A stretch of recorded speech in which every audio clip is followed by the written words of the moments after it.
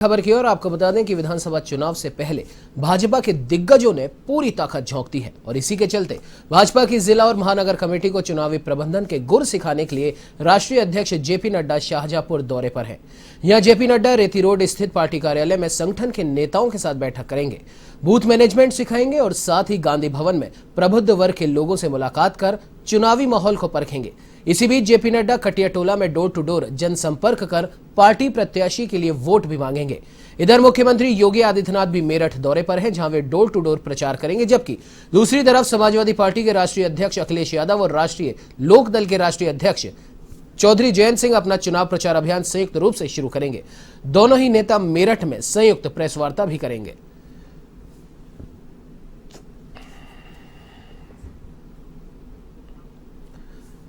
उत्तर प्रदेश का चुनावी रण अब सज चुका है, जिसमें सभी दलों के दिग्गज उतर चुके हैं। उत्तर प्रदेश में चुनाव की कमान संभाल रही कांग्रेस की राष्ट्रीय महासचिव प्रियंका गांधी लगातार युवाओं और महिलाओं को साधने की जुगत में लगी हैं। अब वे यूट्यूब और फेसबुक के जरिए युवाओं से सीधे जुड़ेंगी और बात करेंगी। प्रियंका भर्ती विधान और नौकरियों की बात पर युवाओं से लाइव चर्चा करेंगी।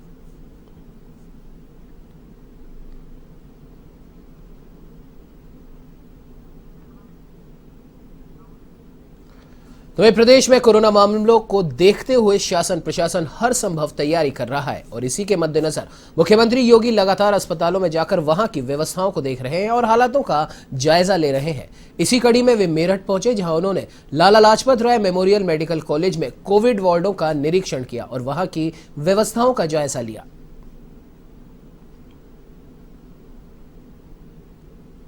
पूरी तरह निर्मूल साबित किया है।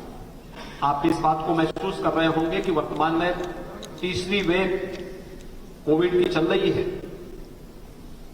सेकेंड वेव में जो उत्तेजना थी, जो मारामारी थी, लोगों में जिस प्रकार से हॉस्पिटल में जाकर के बेड आरक्षित करने का एक बहुत ज्यादा अति सक्रियता देखने को मिली थी, थर्ड वेव में ऐसा कुछ नहीं है। यानी प्रदेश के अंदर भी और मेरठ के अंदर भी मैं इस बात को देख रहा था कि मुश्किल से 1 से 1.5% लोग ही हॉस्पिटल में आए हैं और वे भी हॉस्पिटल में वही लोग हैं जो पहले से किसी गंभीर बीमारी से ग्रसित हैं। शेष लोग होम आइसोलेशन में इस सुविधा का लाभ ले रहे हैं और आराम से वहां पर निगरानी समितियों की देखरेख में इंटीग्रेटेड कोविड कंट्रोल सेंटर के माध्यम से उनसे निरंतर संपर्क करते हुए, संवाद बनाते हुए उन्हें उपचार की सुविधा उपलब्ध करवाई जा रही है। जीवन और जीविका को बचाने के लिए जो कार्यक्रम किए गए, आज उसी का परिणाम है कि फ्री में वैक्सीन, सबको वैक्सीन तो दी गई, लेकिन गरीब को किसी के सामने हाथ न फैलाना पड़े, उन्हें फ्री में राशन की सुविधा भी महीने में 2 बार दी जा रही है। प्रदेश के अंदर 15 करोड़ लोग फ्री में राशन की सुविधा का लाभ भी प्राप्त कर रहे हैं। हमारा प्रयास है कि 31 जनवरी तक हम प्रदेश के अंदर 100% लोगों को फर्स्ट डोज उपलब्ध करवा दें। यानी वैक्सीन की एक डोज भी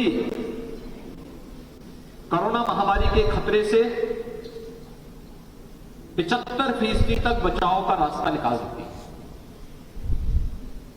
और जो आंकड़े आए हैं ये बहुत चौंकाने वाले आंकड़े हैं। इसी प्रकार से जिसने डबल डोज का कवर ले लिया है उसको सुरक्षा कवच बहुत अच्छा प्राप्त हो चुका है। ये देखने को मिला है कि बहुत कम लोग फिर इससे, या तो अगर संक्रमण की चपेट में आए हैं तो संक्रमण बहुत माइल्ड रहा है। हमारा प्रयास है कि अगले 10 दिन के अंदर थर्ड वेव भी पूरी तरह नियंत्रित होकर के एक सामान्य स्थिति को हम बहाल करेंगे और इसीलिए हम लोगों ने फर्स्ट वेव के दौरान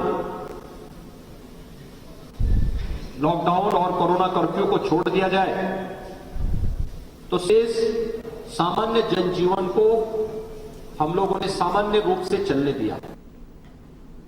तो ये उत्तर प्रदेश विधानसभा चुनाव को लेकर अब आरोप प्रत्यारोप का दौर भी जारी है। सभी दल एक दूसरे पर जमकर हल्ला बोल रहे हैं और जनता को अपनी उपलब्धि गिना रहे हैं। इसी क्रम में राजधानी लखनऊ में कांग्रेस पार्टी ने एक प्रेस वार्ता की, जिसमें महाराष्ट्र के पूर्व मुख्यमंत्री पृथ्वीराज चौहान ने ब्रीफिंग की और इस दौरान उन्होंने भाजपा सरकार पर जमकर निशाना साधा।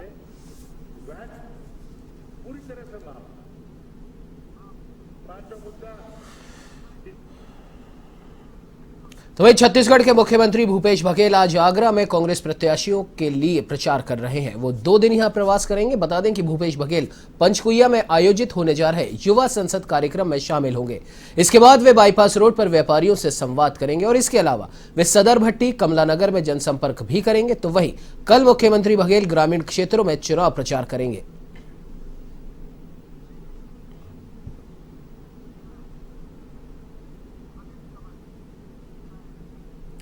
उत्तर प्रदेश विधानसभा चुनाव को लेकर अभी कई राजनीतिक दल कानपुर देहात की 4 विधानसभाओं में अभी तक कुछ प्रत्याशियों के नाम घोषित नहीं कर पाए हैं।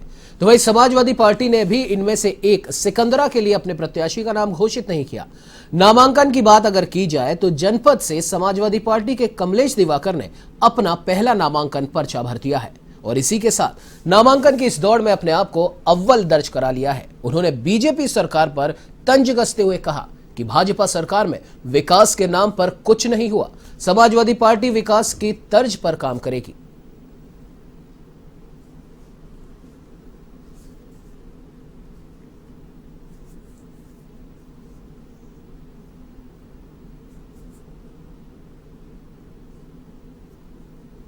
सभा रसूलाबाद के कार्यकर्ताओं की आवाज़ के ऊपर मुझे अपनी पार्टी का यहाँ पर उम्मीदवार बनाने का काम किया है। तो अपने कार्यकर्ताओं को भी बहुत बहुत बधाई देता हूँ। ख़ासतौर से अपने माननीय जिलाध्यक्ष का बहुत बहुत आभार प्रकट करता हूँ। जहाँ तक रही बात मुद्दों की, 5 वर्षों में योगी बाबा की सरकार ने जनता के हित में कोई काम नहीं किया, विकास का कोई उनका एजेंडा नहीं। बता दें कि बुलंदशहर के खुर्जा में पॉटरी सेंटर एरिया में इंसुलेटर पॉटरी की छत गिर गई, जिसके नीचे 1 दर्जन से अधिक लोग दब गए। घटना के दौरान परिसर में भगदड़ मच गई। आनन फानन में पुलिस को सूचना दी गई, जिसके बाद पुलिस के साथ एनडीआरएफ की टीम रेस्क्यू के लिए पहुंची और बचाव कार्य शुरू कराया। तो वहीं 2 मजदूरों की मौत भी हो गई है। यह भारी पुलिस बल तैनात किया गया है। फिलहाल रेस्क्यू ऑपरेशन जारी है।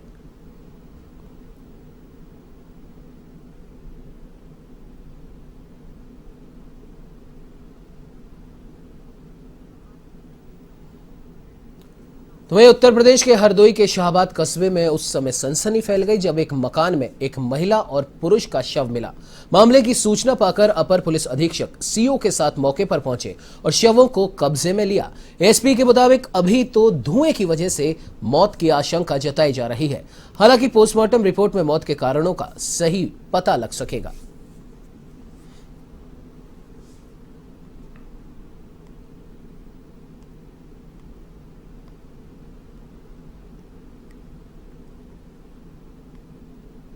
बाद में ही मोहम्मद मोहल्ला है, उसमें एक मकान में अख्तर जहां और हफीजुद्दीन, अख्तर जहां करीब 49 साल की हैं, हफीजुद्दीन 55 साल के हैं। इन दोनों के 100 कमरे में पड़ा था। अख्तर जहां की बहन आई हैं तो उन्होंने देखा है दरवाज़ा खुला हुआ था, लेकिन जहां 100 पड़ा था वो दरवाज़ा बंद था, मतलब अंदर से कुंडी नहीं थी। और खोल के देखा तो उन्होंने तो कमरे में उनको धुआं काफी कह रही थी था। तो उत्तर प्रदेश में अवध और बुंदेलखंड को भले ही कोहरे से थोड़ी राहत है, लेकिन पश्चिमी तथा पूर्वी उत्तर प्रदेश में अभी भी कोहरा छाया है। मौसम विभाग ने अभी 2 दिन तक और अत्यधिक ठंड और शीतलहर की चेतावनी जारी की है। और इतना ही नहीं, पूर्वी और पश्चिमी उत्तर प्रदेश में सुबह का समय घना कोहरा रहेगा और लोगों को इस दौरान बादलों की लुका छिपी के बीच गलन से परेशानी हो रही है।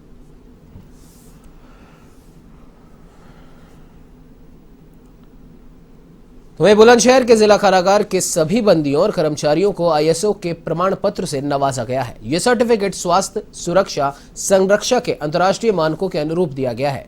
यह प्रमाण पत्र प्राप्त करने वाली बुलंदशहर की जेल प्रदेश की पहली जेल बन गई है। यह प्रमाण पत्र पुलिस लाइन में मुख्य अतिथि चंद्र प्रकाश सिंह, जिला मजिस्ट्रेट और विशिष्ट अतिथि संतोष कुमार सिंह की मौजूदगी में दिया गया। इस दौरान पुलिस अधीक्षक, जिला न्यायाधीश भी मौजूद रहे।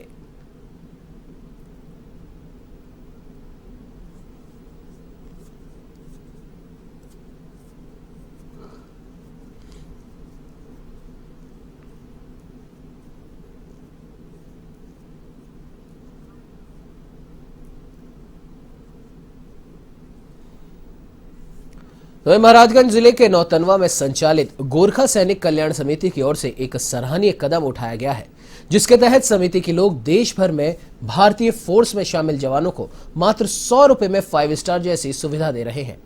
गोरखा कल्याण समिति के अध्यक्ष नर बहादुर ने बताया कि उन्होंने ये कदम इसलिए उठाया था कि देश की रक्षा कर रहे वीर जवान और सरकारी पेंशन भोगियों की सेवा की जा सके।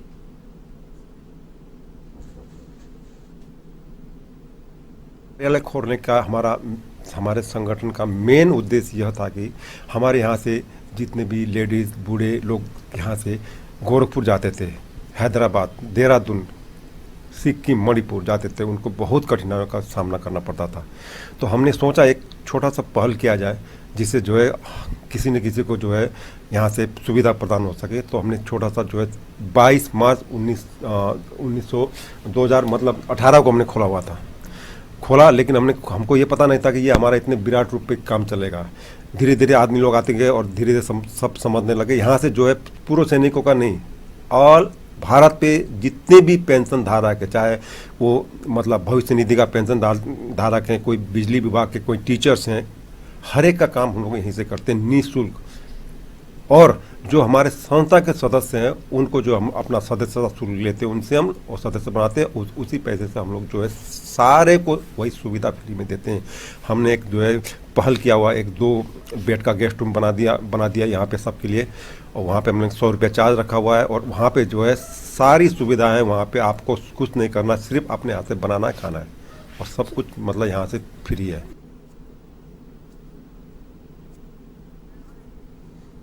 इस बुलेटिन में फिलहाल इतना ही। देश प्रदेश की तमाम बड़ी खबरों की जानकारी के लिए आप बने रहिए हमारे साथ और देखते रहिए A1 TV। नमस्कार।